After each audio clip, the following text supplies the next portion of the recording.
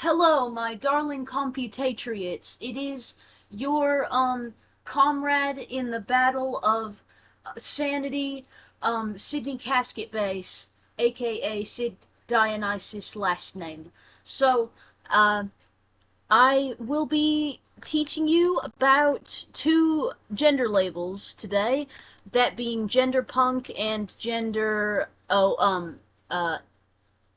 entheogender, sorry. So gender punk and entheogender, and gender punk is also known as gender fuck. So, you know, yeah, I mean, in fact, that's, I think, the original term for it. But, yeah, I don't know.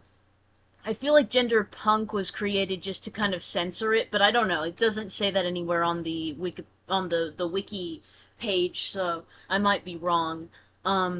Anyway, gender fuck, also known as gender punk, can describe a gender identity and or gender expression where gendered expectations are deliberately played with to combine gender-specific signals. The act of engaging in this identity or expression is sometimes referred to as gender fucking. Individuals who gender fuck are sometimes referred to as gender fucks or gender fuckers. Some gender fuck people transition socially, physically, and or legally. Individual drag performers may or may not additionally identify as gender fucks.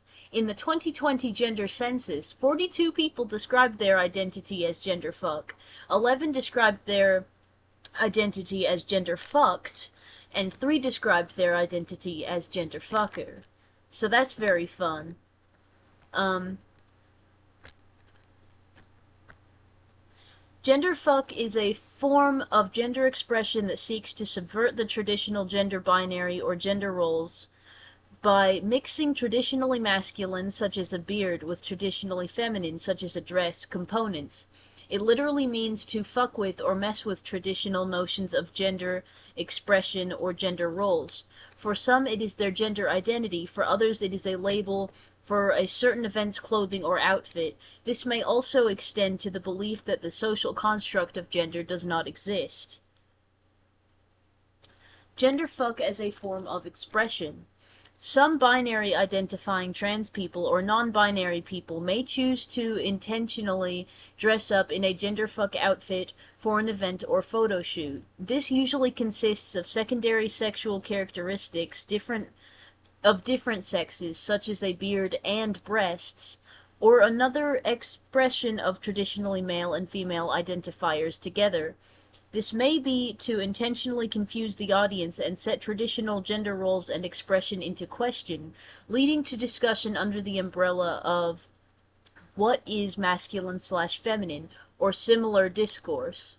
Genderfuck also seeks to break down the rigid binary space and create a new fluid space where people can express and qualities they want of themselves. Sorry, there's some issues with the wording on this. I'm not misreading it.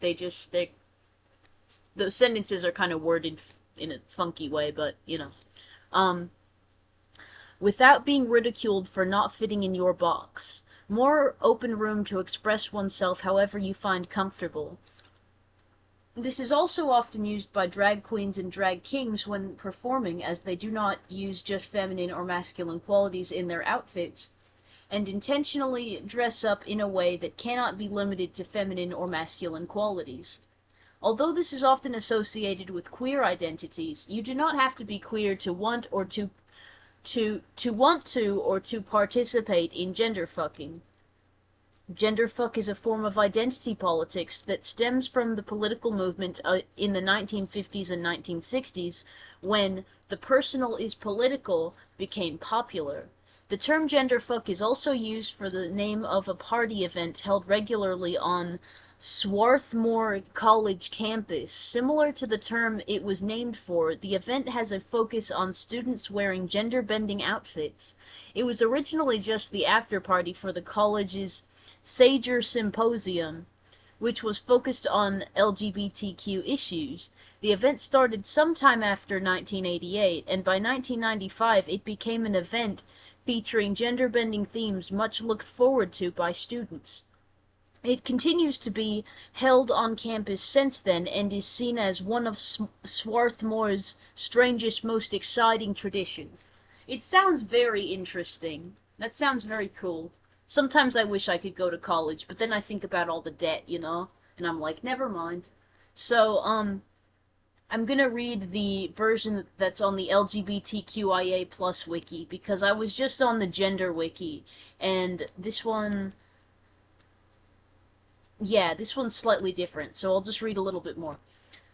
Genderfuck, also known as genderpunk, is a term for a gender as well as a declared opposition to gender normativity.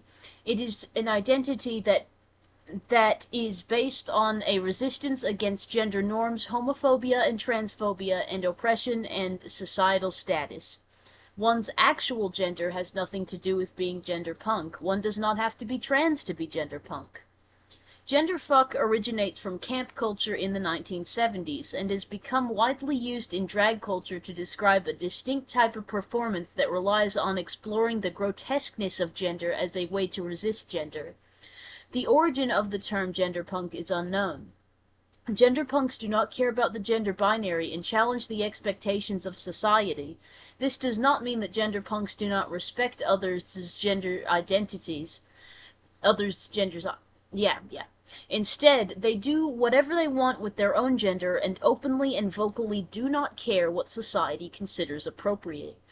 Examples of genderpunk include cisgender men who like traditionally effeminate things, cis women who enjoy short hair and dressing butch, and non-binary individuals who present in clashing ways that challenge the expectation for individuals to fit in the gender binary.